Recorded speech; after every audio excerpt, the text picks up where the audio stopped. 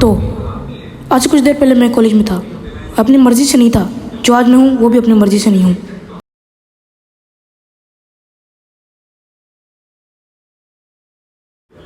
हाँ, मैंने college bunk कर लिया और अब तुम मुझे बुला सकते हो कामयाब यूट्यूबर। ये यूट्यूब का प्ले बटन नहीं, मेरी गुर्दों की पत्थरी की रिपोर्ट थी। और मैंने 1 साल तक कॉलेज पढ़ा और मैंने कहा कल को कुछ बनाना तो रिक्शा चलाना पड़ेगा, लेकिन मुझे रिक्शा चलाने में कोई मसला नहीं था। मैंने कहा कल को बच्चे होंगे तो वो इंडियन आइडल में तो ज़रूरी जाते हैं।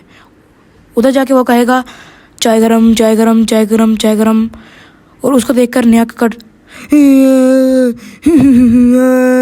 ऐसी फटेगी तो हमारी अलग बेइज्जती हो जाएगी।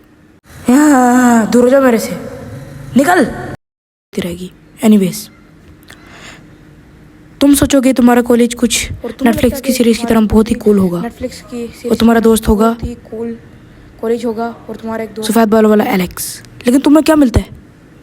लाल बालों वाला लक्की, हाँ मेरी जान, जो खाता होगा छालिया। और तुम्हारा कॉलेज होगा 2 टके का कॉलेज, और तुम देखकर कहोगे हाँ मेरी जान, मज़ा ही आ गया। और तुम्हारे रहने को तुम्हें रूम देंगे 2 इंच का रूम, जिसमें पंखा चलते ही खिच खिच आवाज़ करेगा, और ज़रा स्पीड कर लोगे तो मरने वाला हो जाएगा, और तुम्हें सारी रात अलग अलग जानवरों की आवाज़ ही आती रहेगी और तुम पागल हो जाओगे। थोड़ा सी और तो आवाज़ बताओगे तो वो बंद हो जाएगा, बंद हो जाएगा। कमरे में बांधा नहीं लगे पागल।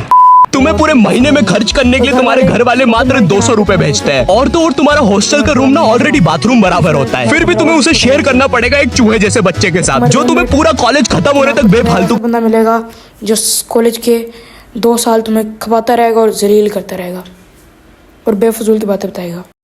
और ये कॉलेज 2nd ईयर के लड़कों में इतनी गर्मी होगी कि सर ने कुछ भी कह दिया तो अरे मेरे से नहीं बचती तो जा, और इनसे पहले सर के बंदे आ जाएंगे। एनीवेज, और अपने स्कूल में 99% से ज़्यादा लड़कियां भरी होंगी, लड़के भरे होंगे। सॉरी, इतनी अच्छी किस्मत इधर। और ये जो 1% है ये भी लड़का है। इसकी साले की हरकत सिर्फ लड़कियों वाली है, और इसी के पीछे ये लड़के खुश हो रहे होते हैं।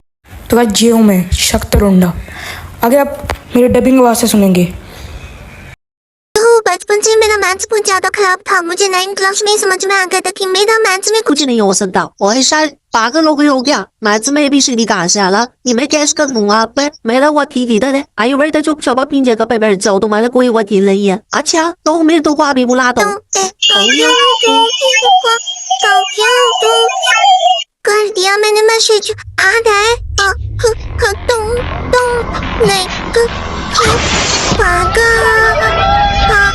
मैथ्स पर मुझे बचपन से भरोसा नहीं था। एक बार 5th क्लास में मैंने 9 का टेबल रखा था, 9 घंटे लगा दिया। अगले दिन स्कूल गया तो ये बड़ा बच्चा आके मुझे 9 का टेबल लिखने का टिप बता रहा है। भाई 9 का टेबल कौन याद कर दे यार, तो ऐसे लिख सकते हैं 9 8 7 6 5 4 3 2 1 2 3 4 5 6 7 8 9। माँ कसम बता रहा हूँ, उस टाइम वो बच्चा बस मुझे 9 का टेबल लिखने का टिप बता रहा था, लेकिन न जाने क्यों उस टाइम मुझे मेरे 9 घंटे की मेहनत पे मुद्दा हुआ नजर आता था। अरे 9 का टेबल कौन याद करता है, इससे तो 9 घंटे में शाह का मुंह देख लेता है। क्या बोलूं मैं इस पे, मैं कुछ बोल ही नहीं सकता। मैंने मैथ्स अकेले पर नहीं छोड़ दिया, ग्रुप स्टडी से करता था फिर मैं। और ग्रुप स्टडीज ना उन बच्चों की होती है जिन्हें पता होता है कि कौन से चैप्टर कैसे करना है। ये बच्चे ना अलग ही होते हैं। इनकी कॉपी में मोल का पंख होता है, मोल की कॉपी में इनका पंख होता है। और मैं ग्रुप स्टडीज करता था मेरे दोस्त बंदी के साथ। बंदी बहुत ही बहन बच्चा था पढ़ाई में, लेकिन बंदी ना उन बच्चों में से था जिनके पास कुछ स्पेशल पावर्स होती है। बंदी पास भी थी, घूमी हुई चीजें ढूंढ निकाल रही थी। क्लास में किसी के कटर या रबर गुम से बंदी फर्स्ट चार्ट की पता लगा रही थी कहाँ पर है चीजें। वो 5 वाले डॉम्स के रबर तो बंदी सुनकर ही बता देता था। तुम लोग को आम बात लग रही होगी कि रबर ढूंढने में कौन सी बड़ी बात है, लेकिन मेरे दोस्त क्या तुम्हें पता है, अगर क्लासरूम में तुम्हारी रबर एक बार डेस्क से नीचे गिरी ना तो वो इतने धब्बे खाएगी, वो इतने धब्बे खाएगी, वो 50,000 बार धब्बे खाती है और नाइजीरिया किसी अनजान टापू भी चली जाती है। आम इंसान की बस ये बात नहीं है क्लासरूम में रबर ढूंढना, लेकिन बंटी की बस की है। बंटी तो किया एग्जाम के 1 दिन पहले बंटी और मैं साथ में पढ़ रहे थे। हम दोनों बहुत टेंशन में थे। मैं इसलिए टेंशन में था क्योंकि टेक्नोमेट्री में जितनी तेज चीजें बदल रही थी उतनी तेज तो मेरी जिंदगी में इंसान भी नहीं बदलते। हे दोस्त, क्या तुम्हें जो कब दे सकते हो? हाँ क्यों नहीं, 1 मिनट। ये लो, थैंक यू।